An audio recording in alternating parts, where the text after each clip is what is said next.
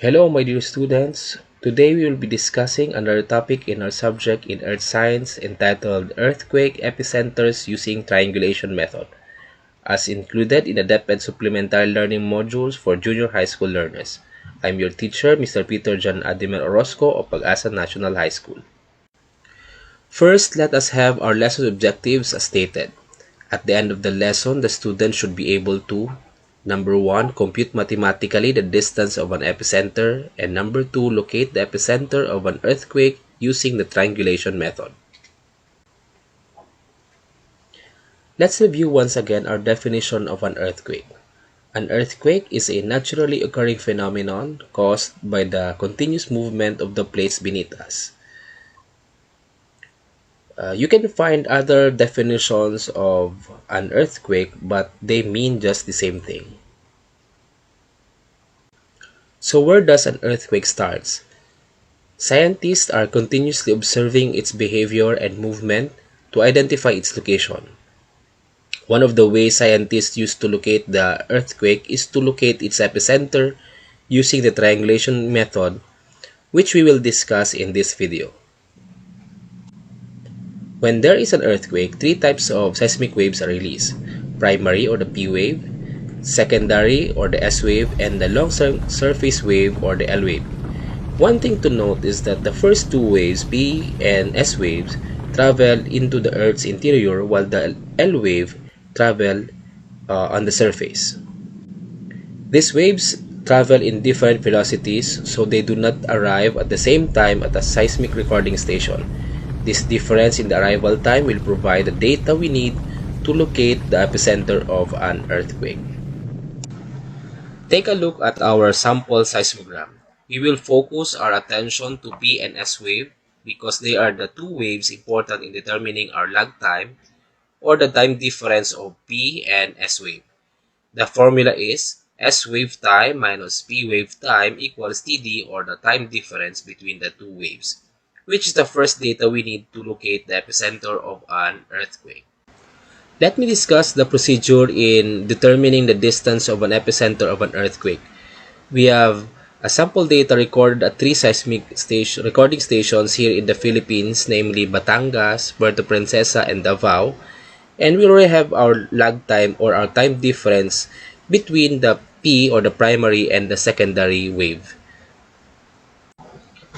To fill out the third column in our given table, we will use this formula: D equals TD, or the time difference between P and S wave, divided by 8 seconds times 100 kilometers. 8 seconds and 100 kilometers are constant, where D is equal to the distance of the epicenter from the seismic recording station, which is in kilometers, and TD is the time difference between the P wave and the S wave, which is in seconds. The following are results posted on our given table. First, for Batangas, the distance of epicenter to the station is 560 kilometers. For Puerto Princesa, we have 400 kilometers, and for Dagupan, we have 480 kilometers. Now, for the last column, it is the computed distance on the map, which will use a scale of 1 centimeter is to 70 kilometers. Therefore, we just divide our distance of epicenter from the station by 70 kilometers, which will result to the following numbers. For Batangas, it will be 8 centimeter, 5.7 centimeter for Puerto Princesa, and 6.9 centimeter for Davao.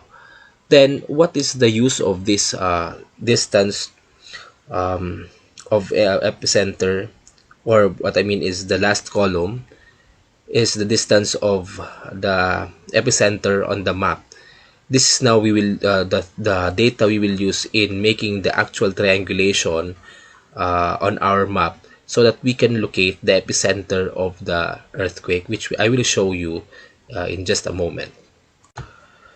So here is a map of the world, and let's zoom in on a certain area and let's imagine that an earthquake occurred somewhere in North America. The question now is, where is the epicenter of that earthquake? To find it, we need three seismic stations. Let's name them as station number 1, station number 2, and station number 3.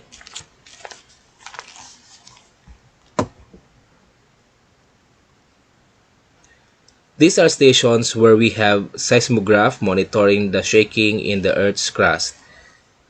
We have many seismic stations all over the world, but for our lesson, we just need 3.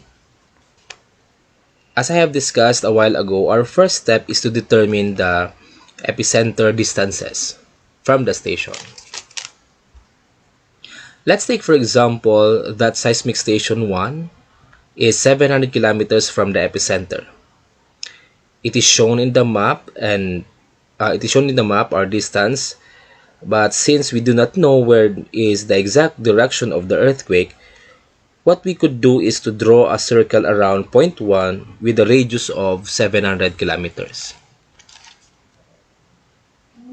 Let us turn our attention to our second seismic station, and we found out that it is 3,000 kilometers from the epicenter.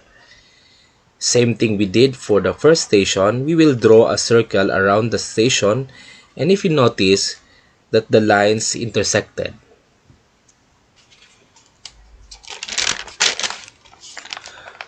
Finally, we have our station 3, and we determined that station 3 is 3,500 kilometers from the epicenter. So we draw again our circle, and if we did it right, all 3 circles should intersect in one single point. And that point is your epicenter, shown by the pink star. So there you have it, our locating the epicenter of an earthquake using a triangulation method. So once again, thank you for watching, and then I hope you learned something from this lesson. I'll see you again next time. Goodbye.